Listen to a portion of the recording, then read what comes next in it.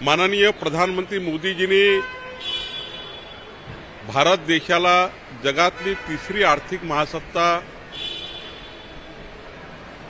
आणि त्याकरता जे काम सुरू केलं आहे आणि लोकसभा निवडणुकीत जो मॅनिफेस्टो जो जाहीरनामा मोदीजींनी दिला होता तो जाहीरनामा आणि त्या जाहीरनाम्याप्रमाणे हा देश पुढे नेण्याकरता मोदीजींनी आज पहिला अर्थसंकल्प दिला। मी मोदीजींचं अभिनंदन करतो, मंत्रिमंडळाचं आणि निर्मला सीतारामन यांचेही अभिनंदन करतो।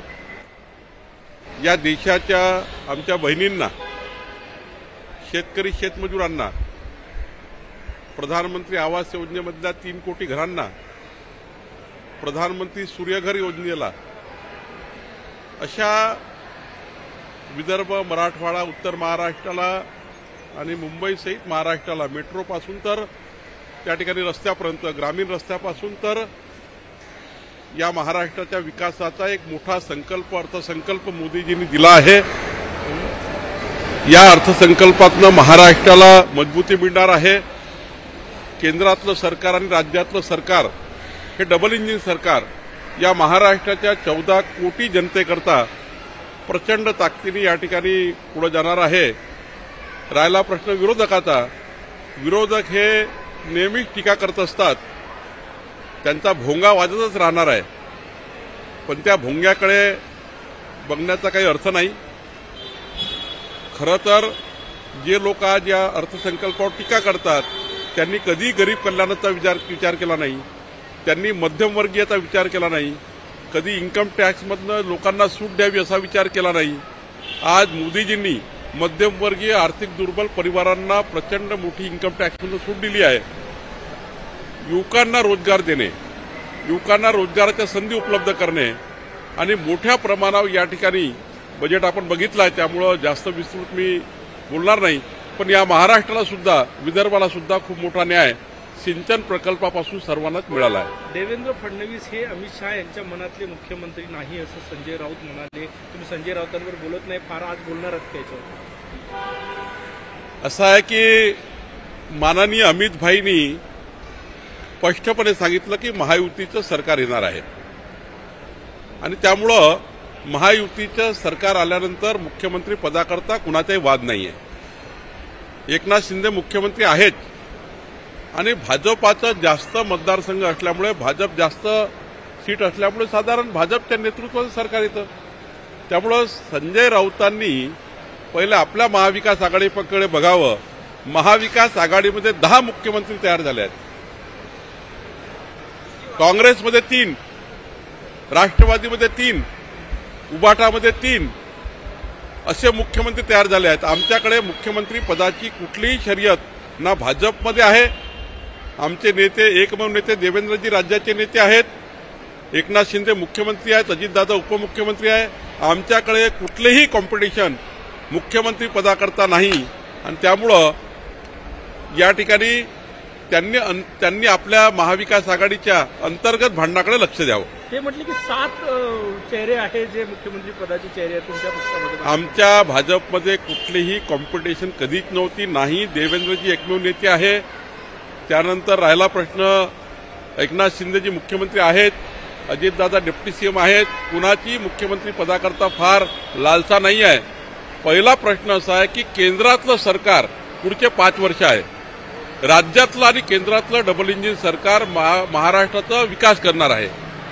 महाविकास आघाडी हे या ठिकाणी मतं घेऊ पाहते आहे, पण महाविकास आघाडीला मत देणं म्हणजे केंद्रातल्या मोदींच्या संपूर्ण आज जाहीर केलेल्या योजना, माननीय एकनाथ शिंदे सरकारच्या संपूर्ण योजना, जसं आज अंगणवाडीच्या सेविकेकरता मोठ्या प्रमाणावर पर्यवेक्षकाकरता आज त्या ठिकाणी इन्शुरन्सची योजना दिली जी अनेक वर्षापासून प्रलंबित होती।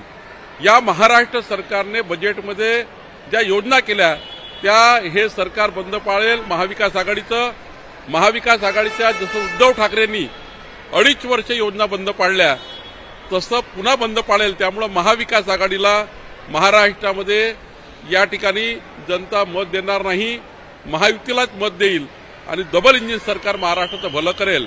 त्यामुळे त्यांना त्यांचं स्वप्न बघू द्या। आपण विकास करू. हो, अमोल मेटकरींनी आज एक ट्विट केलं आहे की अकोल्याचे पालकमंत्री राधाकृष्ण विखे पाटील आहे. 6 महिन्यापासून ते अकोल्यात भरकटलेले नाही आणि मागच्या 2 दिवसापासून शेतकऱ्यांच्या प्रश्नासंदर्भात त्यांना वारंवार फोन केला जातो, पण ते उचलत नाही, त्यांचे OSD फोन उचलत नाही. अशा विषयाचं आपण माझे अमोल मुटकरला त्या ठिकाणी हे राहील, त्यांना सांगणं राहील की अशा विषयाचं ट्विट न करता एकदा अजितदादाशी माझ्याशी बोलले असते किंवा देवेंद्रजीशी बोलले असते तर समन्वय झाला असता. एखाद्या वेळी कुठल्या कारणाने राहून गेलं असेल, पण हे बोलता येऊ शकतं, ट्विट करण्याची गरज नव्हती. काही बातम्या येतात तो बाहेर मंत्रिमंडळामधल्या, जे झालं नाही त्या बातम्या येतात. आता एखाद्या मंत्र्यांनी एखाद्या विषयाकरता अर्थमंत्र्याकडे पैसा मागणे, निधी मागणे, ते काही गैर नाही. आणि अजितदादाला त्यांना सांगणंही गैर नाही की बाबा आपण मोठ्या प्रमाणावर गरीब कल्याण, मध्यमवर्गीय कल्याणाच्या व्यक्तिगत लाभाच्या योजना केल्या आहे, लाडली बहीणसारखी योजना आणली आहे, अनेक योजना केल्या आहेत. त्यामुळं इतर कामाकरता जास्त पैसा राहू शकणार नाही. त्यामुळे याच्यात काही गैर नाही. लोक वाढवून ताळून सांगतात. हो, संपर्क यात्रा पुढे ढकलण्यात आली नाही, काही संपर्क यात्रा पुढे ढकलण्यात आली नाही. आता आम्ही या 26, 27, 28 तारखेला आमच्या विभागीय बैठका आहे. त्यानंतर आमची जी कार्यकर्ता संवाद बैठकी आहेत जिल्ह्याच्या 1,500 पदाधिकारी कार्यकर्त्यांच्या, त्या साधारण 1, 2, 3 तारखेला संपूर्ण 69 जिल्ह्यात आहे. नंतर त्या ठिकाणी 9, 10, 11ला राज्याच्या 750 तालुका मंडळामध्ये, जे आमचे तालुका मंडळ आमच्या संघटनेच्या दृष्टीने आहे, तिथे आमच्या 400-450 कार्यकर्त्यांचा संवाद आहे. आणि त्यामुळं कार्यकर्ता संवाद यात्रा आहे. आणि नंतर मात्र मग आम्ही प्रत्येक घरी दोन्ही सरकारचं बजेट, दोन्ही सरकारचे कामं आणि पुढच्या काळामध्ये घरोघरी जाऊन घर चलो अभियान करणार, संवाद यात्रा करणार.